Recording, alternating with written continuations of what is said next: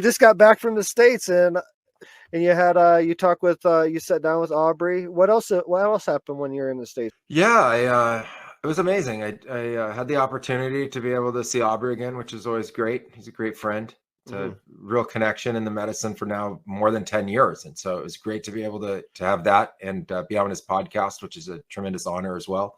Got to see what he was doing with Fit for Service, which is, amazing. And the people that were there, I got to meet a ton of people. And, I spent the entire time since COVID down in South America, and I really away from the in-person interactions with people just simply because of isolation.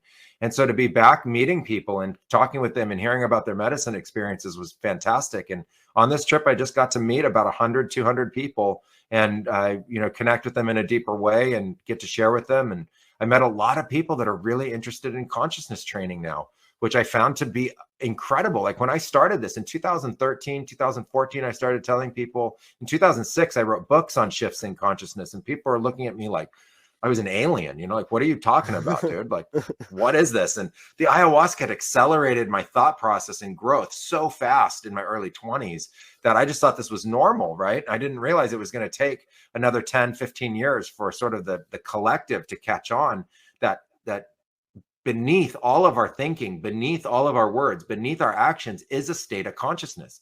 And that state of consciousness is actually something that evolves. And that state of consciousness is something that gets shifted through sacred plant medicine ceremonies, and that it can be guided and it can be coached and it can be trained. And that up levels your operating system, your whole operating system. Your physicality works better, your cells work better, your health works better, your mind works better, your thoughts work better, your actions, your vision, your family, like the way your body and health works, the way your connection to spirit works and source, the way you address family and your closest relationships, and the way you handle your life and finances and personal responsibilities all gets better if you do this consciousness training. And so I actually now I'm really astounded by how many people were resonating with that message. And then I was blown away. I went to this community gathering.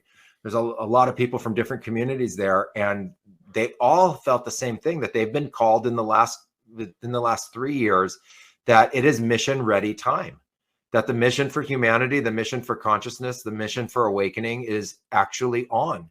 And I've been waiting for decades for this to happen. I was wondering when this was going to happen. When were the societies and communities from around the world all going to come to the same collective understanding that it was time for this evolution to be embraced by us as a global species and as a collective and as this field of consciousness? And it was on. And so the message was really well received. I got to network with a bunch of people. It was a great trip, and it was great to see family, and just unbelievable gratitude for it all.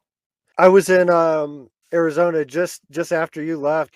Incredible. We were there by one day, and I'm so bummed and gutted that we didn't get a chance to be able to meet up. That would have been such a great place too, to be able to meet up in person.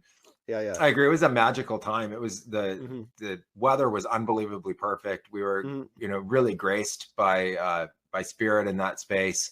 And the Sedona area has such an incredible energy. Every time I go back, I realize that I would love to be able to do more work there. I think we should, embrace some gatherings that are taking place there, and really just, support the community in each way that this, a mission of awakening is kicking off. I'm just so excited about that, that we get to be a part of it. Like I've always said, this isn't a job, it's an honor. Everybody gets to share it if they want to. You just have to be willing to get in there and start having the experiences and then sharing from your personal experience. It's really simple. It's have the experiences and start to share, and don't worry about the fact that other people may get it or not get it yet. They're going to get it at some point. This is a global movement, and the awakening is happening, and we're all part of it. And like I say, it's a tremendous honor. In my daily walk now, my every time I open my eyes, it's almost like I'm waking up from the ceremony and processing new information each morning. I think that's the way to do this. I just hear that, we need to embrace openness. I was in my early 20s. I thought I knew it all when I met ayahuasca, and I was shown I didn't know anything. I'd been taught some information, and I had, come up with a bunch of ideas that other people had told me about reality. And I realized reality was a box of thoughts that I was inside, and they had just kind of opened up Jack in the Box, and there was no way to put it back in. And that started a very long exploration. I remember going into every ceremony, coming out of the ceremony and realizing I was in a new reality, that my reality had changed from going into the ceremony to coming out the other side. It was the same earth, but an earth that had evolved and changed. And I was a new person in it literally every single time. And I just surrendered the idea that reality was something that I could, call real and unreal. I just realized there's so many things that I was going to be introduced to and embrace throughout my life. And some of those things are factual and some of those things aren't. And when they're not factual, they're delusional. And you can realize that thing's a delusion and it doesn't serve us anymore. And we're not here for delusions. We're here for factual information and understandings. And, I realized I couldn't just box it in and think that I understood and knew what reality was. On the contrary, I needed to just stay open the whole time and constantly questing for more understanding and more knowledge and more growth through this experiential learning process. What I loved about the Amazon was that you learned experientially. It wasn't a chalkboard or a whiteboard with a teacher standing there or a video that I was learning information from. It was drink these plants and connect to something way bigger than you, way bigger than just the body. And then through that connection, they ask you the next day, what'd you get? There's no right or wrong answer. There's nothing to make up. It's only what you got.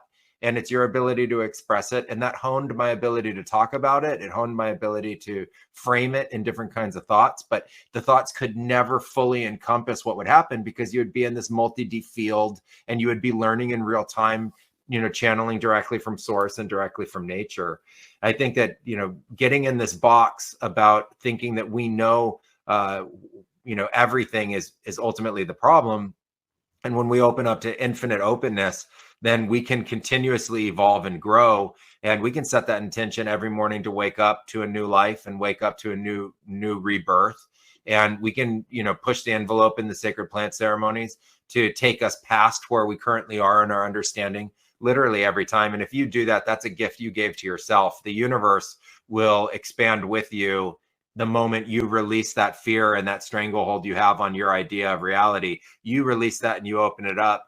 And, this decision to drink ayahuasca in 5 hours showed you, how much you knew and how much you didn't. In my case, it was mostly how much I didn't know. And I'm still integrating that ceremony. I tell people I'm still in the game because I'm still integrating ceremany 1.